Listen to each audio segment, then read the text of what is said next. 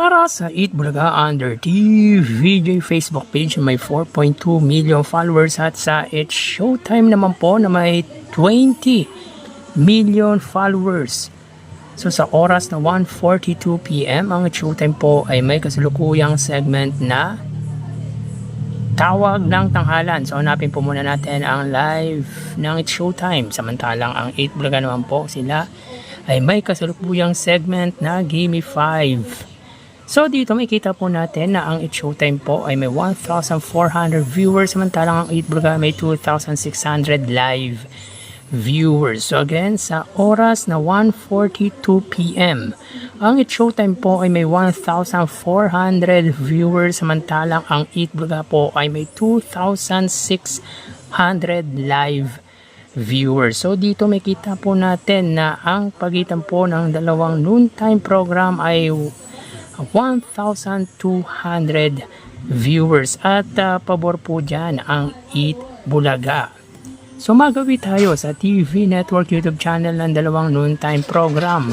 Para po sa It's Showtime under GMA Network YouTube channel na may kasalukuyang subscribers na 41.3 million subscribers at para naman po sa Eat Bulaga under TV5 YouTube channel.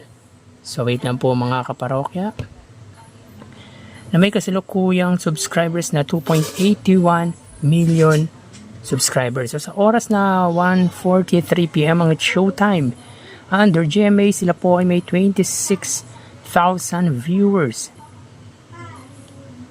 Ang Eat Bulaga naman po under TV5, sila po ay may 14,000 viewers.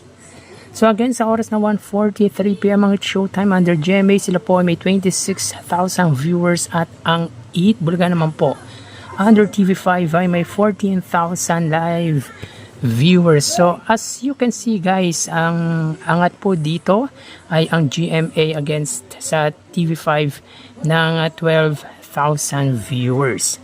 So magawi tayo sa main YouTube channel ng dalawang noontime shows para po sa It's Showtime under ABS-CBN It's Showtime na may 2.8 million subscribers at sa Eat Bulaga naman po under Eat Bulaga TVJ YouTube channel na may 1.82 million subscribers. So halos 1 million or 1 million po ang pagitan ng subscribers ng dalawang main YouTube channel ng dalawang noontime show. So sa oras na 1:44 PM ang It's Showtime po, sila ay may 79,000 viewers at ang Eat Bulaga naman po sila ay may 106,000 viewers. So again, sa oras na 1:45 PM ang It's Showtime po, sila ay may 79,000 viewers at ang Eat Bulaga naman po ay mayroong 106,000 live viewers. So bali ang total na nakuha ng dalawang noontime shows ay ang total na nakuha ng It's Showtime ay 106,000 total views at ang Eat Bulaga naman po ay 122,000 viewers. Sa Facebook Live 1,000, sa It's Showtime 2,000 naman po, sa Eat Bulaga sa TV Network YouTube channel 26,000 sa GMA at 14,000 views naman po para sa TV5. So dito ay angat ng 12,000 views ang GMA sa TV5 at sa main YouTube channel 79,000 para po sa It's Showtime at 106,000 views naman po para sa Eat Bulaga.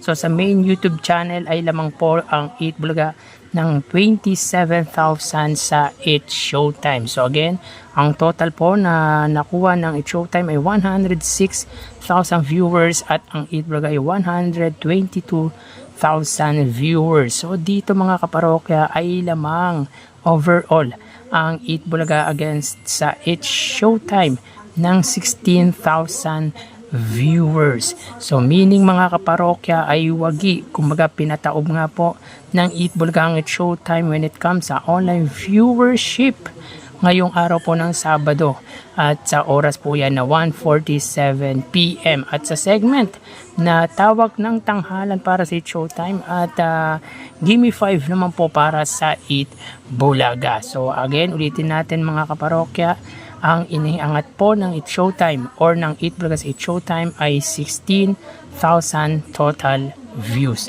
So yan po ang lumalabas sa kanilang online viewership as of 1:47 PM. Magpapaalam na po tayo mga parokya, magsingat po tayo. Thank you and God bless.